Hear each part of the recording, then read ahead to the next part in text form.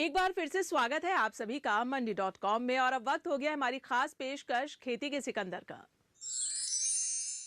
देश में कृषि कमोडिटी के वायदा बाजार को शुरू हुए 2 दशक हो चुके हैं, लेकिन अब भी एक बहुत बड़ी संख्या ऐसे किसानों की है जिन्हें इस बारे में बहुत जानकारी नहीं है कि इसका लाभ वो कैसे उठा सकते हैं। आज के एपिसोड में आपको बताएंगे कि किसानों के लिए वायदा बाजार किस तरह फायदे का सौदा हो सकता है।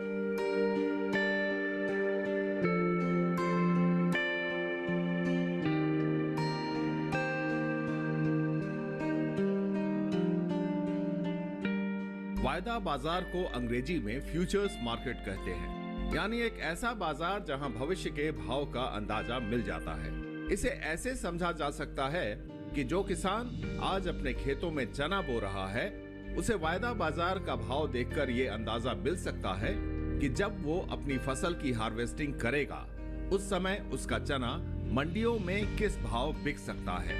इस जानकारी का इस्तेमाल कर किसान ये तय कर सकता है कि उसे अपने खेतों में कितना हिस्सा चना बोना है और कितना किसी और फसल के लिए रखना है।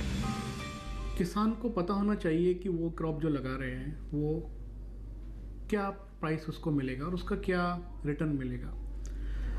लोग बोलते हैं कि पोस्ट हार्वेस्ट मैनेजमेंट, एक्चुअली जो मार्केटिंग एग्रीकल्चर कमोडिटीज़ की वो सोइंग से शुरू हो जाती है, क्योंकि जिस दिन से किसान ने डिसीजन लिया और एक क्रॉप को सेलेक्ट किया, उस दिन से प्राइस रिस्क शुरू हो जाता है उस क्रॉप का।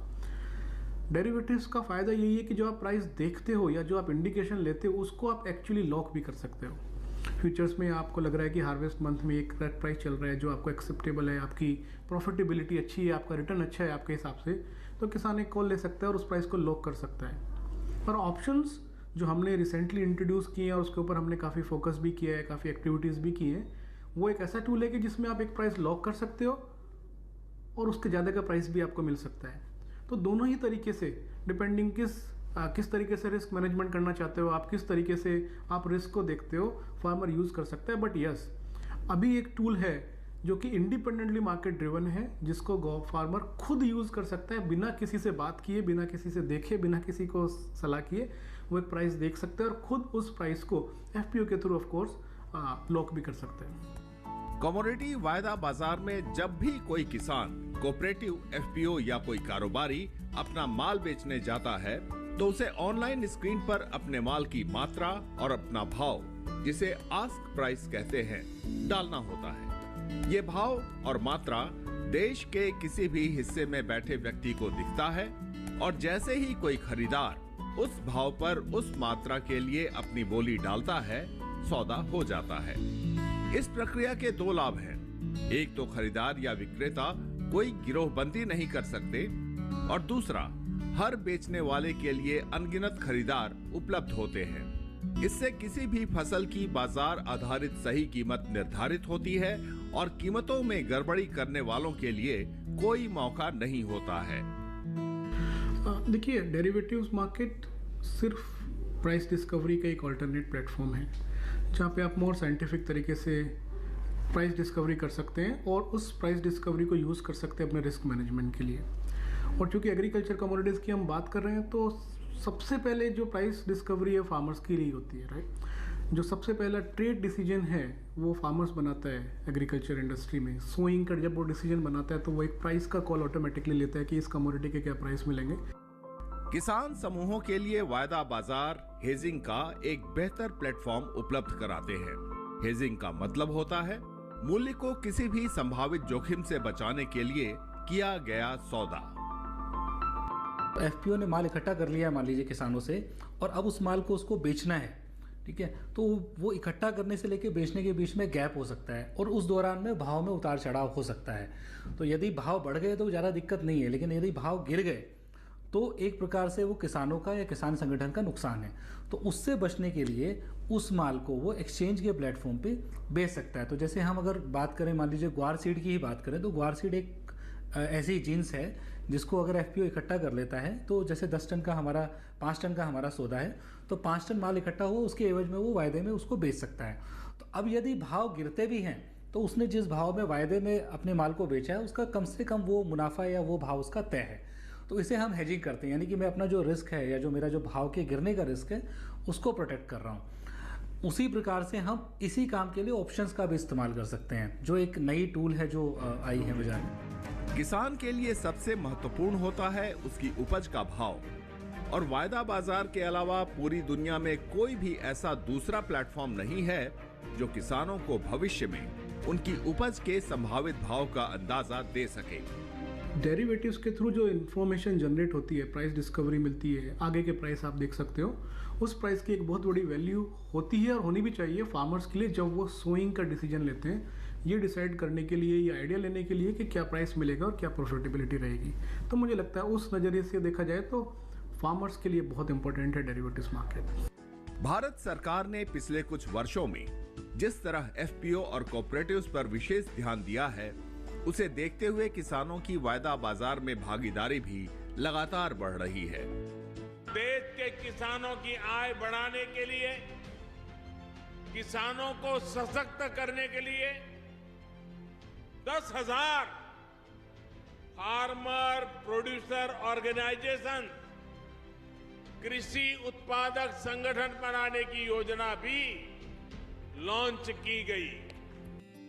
एग्री कमोडिटी एक्सचेंज NCDEX पर अब तक 550 से ज्यादा एफपीओ जुड़ चुके हैं, जिन्होंने अब तक दर्जन भर कमोडिटी में हजारों टन की डिलीवरी दी है। एफपीओ के बारे में किसानों में बढ़ती जागरूकता के साथ ही वायदा बाजार में इनकी भूमिका भी महत्वपूर्ण होती जा रही है।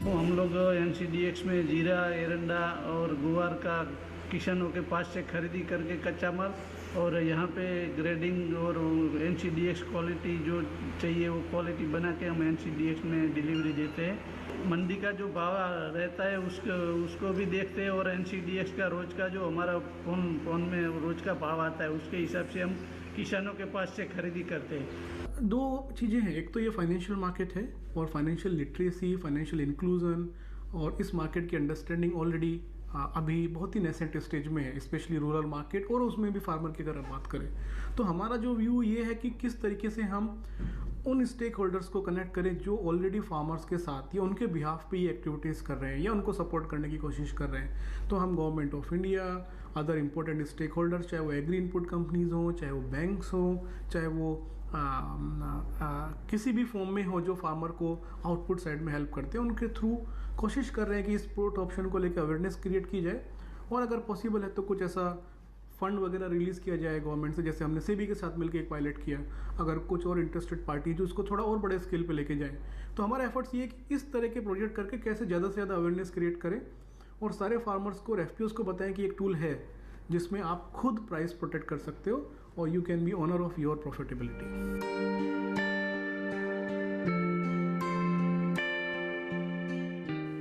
और फिलहाल यहाँ वक्त हो गया एक और छोटे से ब्रेक का। ब्रेक के बाद बताएंगे किसानों के पास हेजिंग के अलावा वायदा बाजार पर और कौन कौन से ऑप्शन मौजूद हैं जिससे किसान फायदा उठा सकते हैं।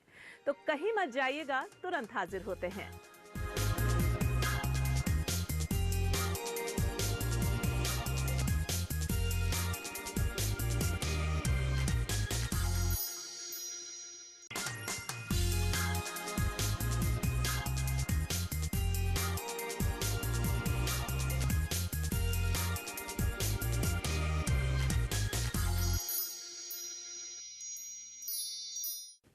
ब्रेक के बाद आप सभी का एक बार फिर से स्वागत है मंडी.com में। किसानों के लिए सबसे अहम है उनके उत्पादों की कीमत, लेकिन विडंबना यही है कि उन्हें कभी इन कीमतों का अंदाजा नहीं मिल पाता है। हालांकि वायदा बाजार में ऑप्शन नाम का एक ऐसा टूल है जिससे किसान भाव चाहे ऊपर जाए या नीचे, हर हाल में उससे लाभान्वित हो सकते हैं।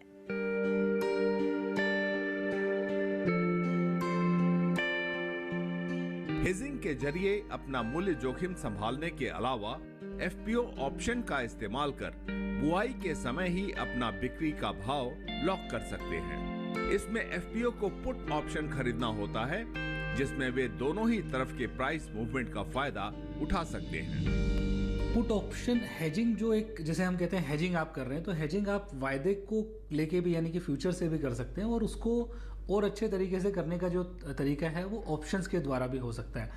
अब उसमें पुट ऑप्शन जो है वो हम कह सकते हैं एक नया इंस्ट्रूमेंट है जो काफ़ी बेहतर हो सकता है किसानों या फार्मर्स के लिए। उसको हम उदाहरण को इस तरीके से समझ सकते हैं कि जब आप हेजिंग फ्यूचर्स को लेके करते हैं या वायदे के थ्रू करते हैं, तो आप अपना भाव नीचे गिरने को तो नियंत्रित करते हैं, यानी यदि भाव नीचे गिरेगा तो आप अपने आप को नुकसान से बचाते हैं। लेकिन यदि भाव बढ़ गया और उससे जो आपको फ़ायदा हो सकता था, अब वो फ़ायदा वायदे में नहीं ले सकते क्योंकि आपने एक भाव लॉक कर दिया है, आपने एक भाव तय कर लिया है।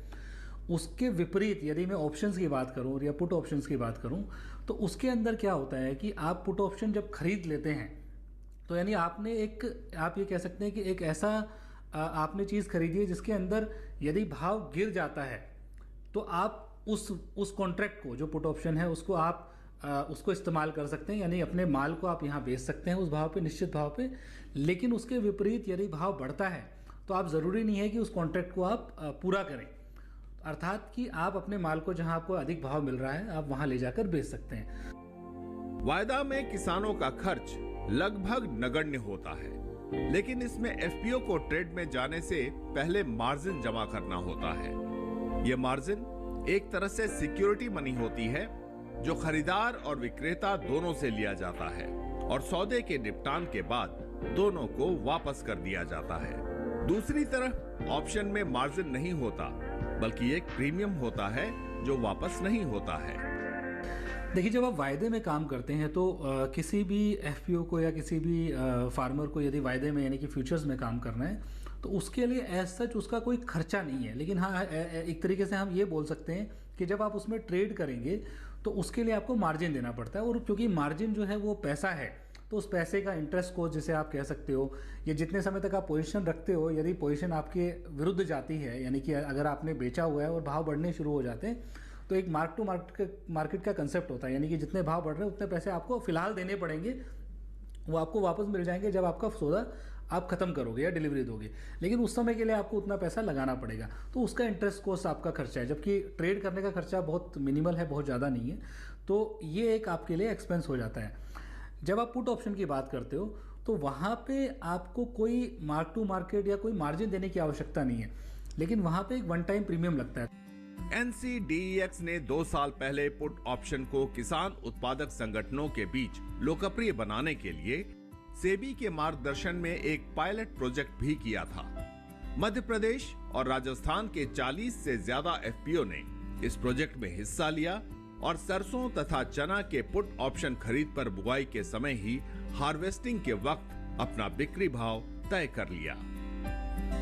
पुट ऑप्शन हमने इसीलिए एफपीओस के बीच में प्रमोट किया, रेगुलेटर ने भी हमें बहुत सपोर्ट किया, उसको हम लेके गए, पायलट हमने लॉन्च किया, जहाँ पे जो प्रीमियम है उस पुट ऑप्शन को लेने का एक्सचेंज ने कहीं ना कहीं सेबी की मदद से उसको सब्सिडाइज किया, और लगभग 40 एफपीओस ने चना और सरसों के अंदर उस पुट ऑप्शन को खरीदा और बहुत ही ट्रेमेंडस हमें रेस्पॉन्स मिला। देखिए, there is nothing to lose in this case. अगर आपको प्रीमियम देने की कैपेसिटी है या कोई आपका प्रीमियम दे रहा है तो आप एक मिनिमम प्राइस की गारंटी पा लेते हैं, नीचे प्राइस जाता है तो आपको कंपनसेशन मिल जाता है एक्सचेंज सेटलमेंट से, और ऊपर रहता है मार्केट तो वो अपॉर्चुनिटी भी आपके पास रहती है। तो I think this is a win win for every stakeholder जो प्राइस रियलाइजेशन या डबलिंग फार्मर इनकम या इम्प्रूव फार्म प्रॉफिटेबिलिटी की बात करते हैं। ये एक मार्केट ड्रिवन टूल है और मुझे लगता है कि बहुत बड़ा स्कोप है। एक complex country like India, geographically बहुत डिस्ट्रीब्यूटेड है, गवर्नमेंट की रीच टू द फार्मर्स कम है, इंफ्रास्ट्रक्चर प्रॉब्लम है। इट्स ए इंडिपेंडेंट टूल जो मार्केट ड्राइव करता है, और हमें लगता है कि पुट ऑप्शन के अंदर बहुत पोटेंशियल है उस डायरेक्शन में एक्सप्लोर करने की जहां पर फार्मर आके इसको यूज कर सकते हैं प्राइस के लिए। एक्सचेंज पर काम करने के लिए किसानों को बहुत बड़ी मात्रा में फसल की जरूरत होती है। अमूमन अकेले किसान के लिए उतनी बड़ी मात्रा में फसलों का उत्पादन नहीं हो सकता, इसलिए किसान उत्पादक संगठन या किसान कोऑपरेटिव ही हेजिंग के लिए एक्सचेंज का फायदा उठा सकते हैं। उसमें भी वही किसान इसका फायदा उठा सकते हैं जो किसी ऐसे किसान समूह से जुड़े हों जो कमोडिटी एक्सचेंज के डिलीवरी सेंटर से 50 किलोमीटर के दायरे में रहते हों। ऐसे में जो किसान किसी समूह से नहीं जुड़े हैं उनके लिए कमोडिटी एक्सचेंज कैसे उपयोगी हो सकते हैं?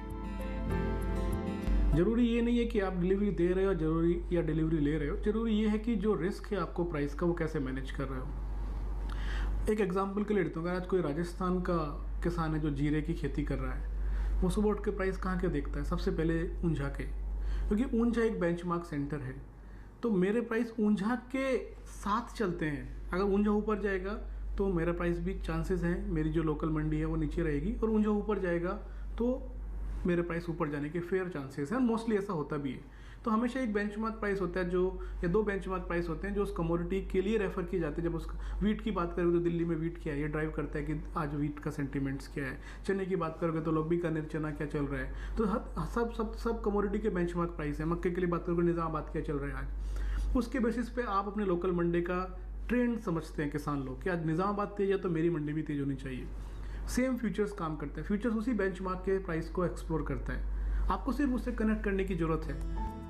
चाहे फ्यूचर हो या ऑप्शन, ये एग्री मार्केटिंग के वे नए आधुनिकतम माध्यम हैं जो न सिर्फ किसानों को बिचौलियों से मुक्ति की गारंटी देते हैं, बल्कि उन्हें कीमतों में होने वाले अबूझ उतार चढ़ाव के खतरे से भी बचाते हैं, और साथ ही महीनों आगे के भाव का संकेत देकर बुआई के लिए फसलों के चयन से लेकर बिक्री के लिए सही समय का इंतजार करने तक में मदद करते हैं। इसलिए किसानों में वायदा बाजार को लेकर जागरूकता का ज्यादा से ज्यादा प्रसार हो, इसका प्रयास होना चाहिए। मंडी.com ब्यूरो, नई दिल्ली। मंडी.com में आज बस इतना ही। अगले सप्ताह मैं फिर आऊंगी किसानों को प्रेरणा देने वाली सफलता की एक कहानी और दूसरी जरूरी खबरें लेकर। तब तक के लिए आप देखते रहिए दूरदर्शन किसान। नमस्कार। आपकी राय हमारे लिए बहुत महत्वपूर्ण है। आप हमारे टोल फ्री नंबर पर कॉल कर सकते हैं और अपनी राय दे सकते हैं। साथ ही आप ईमेल के जरिए भी हमें अपनी राय दे सकते हैं। हमारा ईमेल पता है ncdexmandi@gmail.com।